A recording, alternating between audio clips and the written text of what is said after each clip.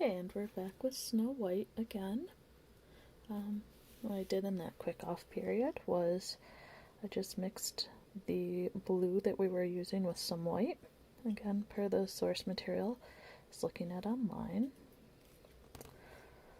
There is a little bit of blue on her skin, but I still have the mixture up, so we can just cover that up in a moment.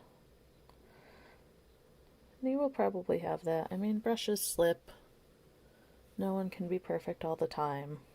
That's just kind of the way it goes. So no worries. You can always paint over.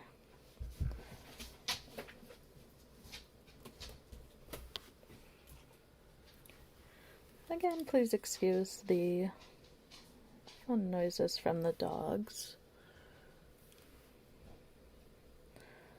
They also like to give their 2 cents in these videos and make sure that everything is looking right. Fortunately, their colors aren't as good, so I don't always take what they say.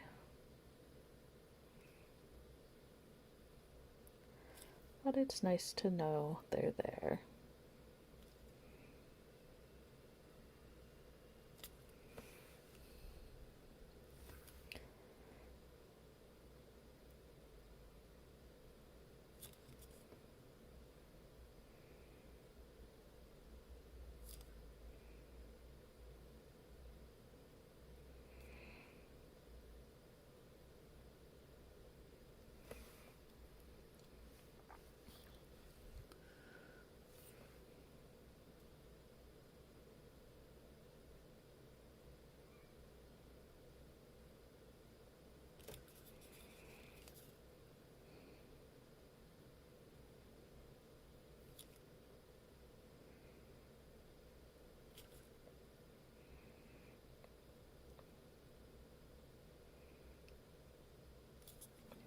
Go.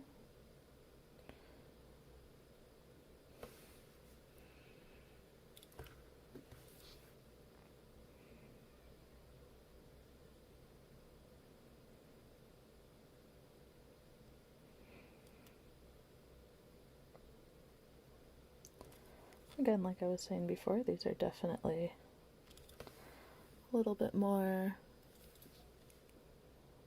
tough looking versions of the heroes. I mean, obviously, Snow White didn't exactly carry around daggers. The Disney movie. So we just got some ripped clothing there. And we'll be able to go in and give that a little bit more definition once these base coats are on.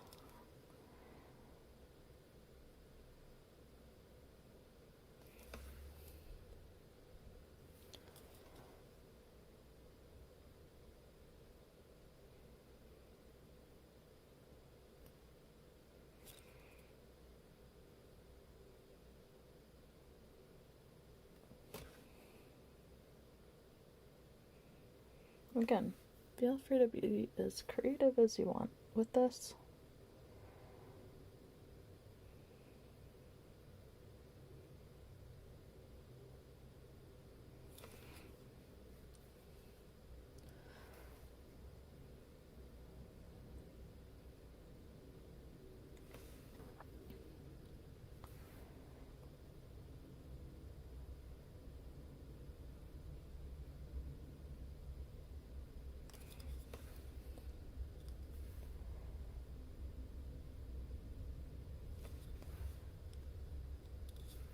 Okay.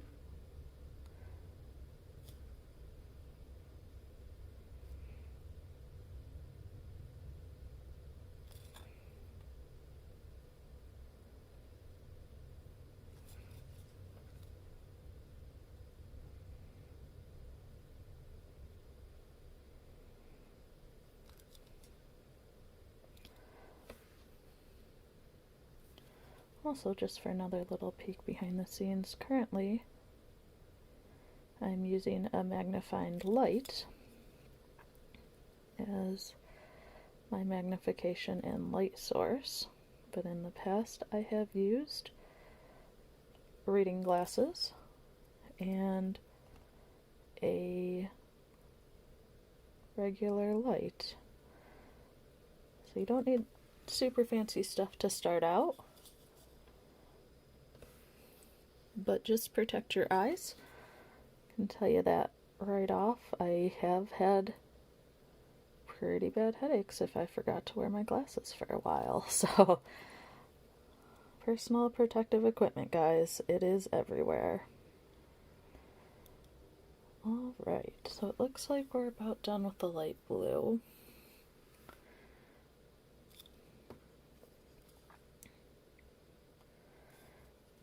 Go.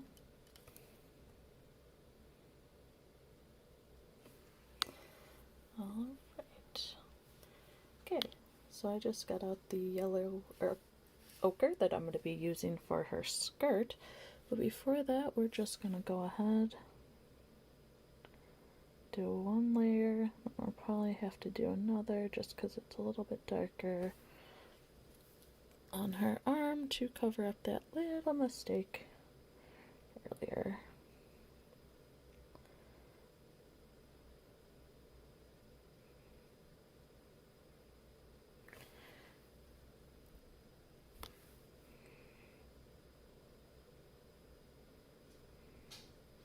There we go, we can see that traditional Snow White look coming through.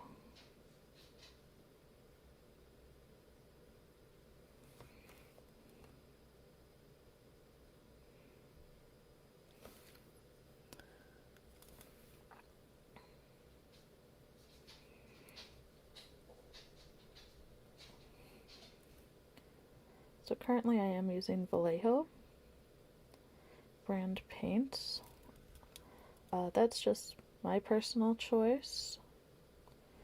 You know, do whatever you like. I do use Citadel for some specific things. Blood for the Blood God is one of my absolute favorites from them. But for just regular, not super specialized stuff, I do prefer Vallejo. In my opinion, it's a little bit easier to mix because it comes out of stopper bottles. But again, to each their own. Try out some different ones, see what feels right.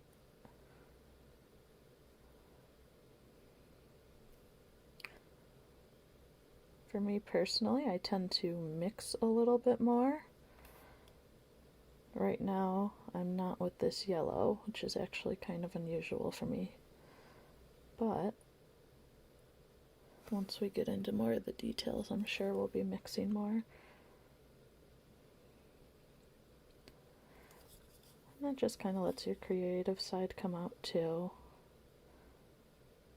Especially again, if you're starting out and you don't have every shade of every color, that's okay. You can mix, you can match, you can make it work.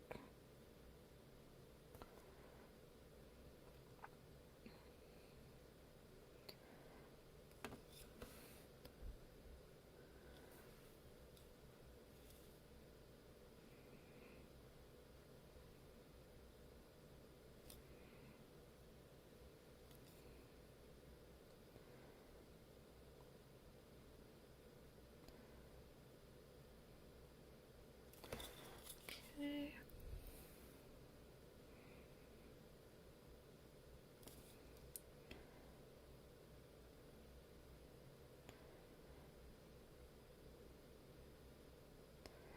So again, especially because we're getting to close to areas that we've already painted, being a little bit more careful with my brush strokes.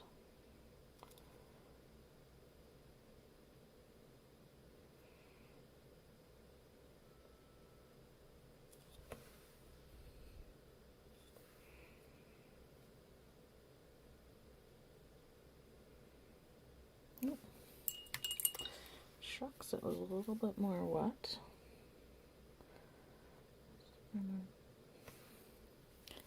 This, although for this particular figure, because her dress is already torn and it looks like she's been out fighting, I'm not super worried about that all kind of mixing there.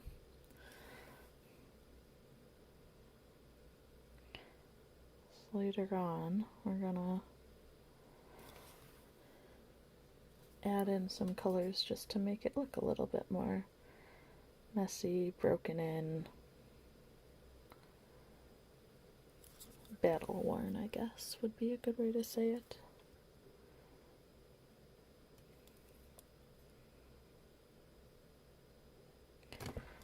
In an effort to keep these videos to about 10 minutes each, I am going to stop this one now and just finish up the skirt real quick, and we'll come back in with some more colors.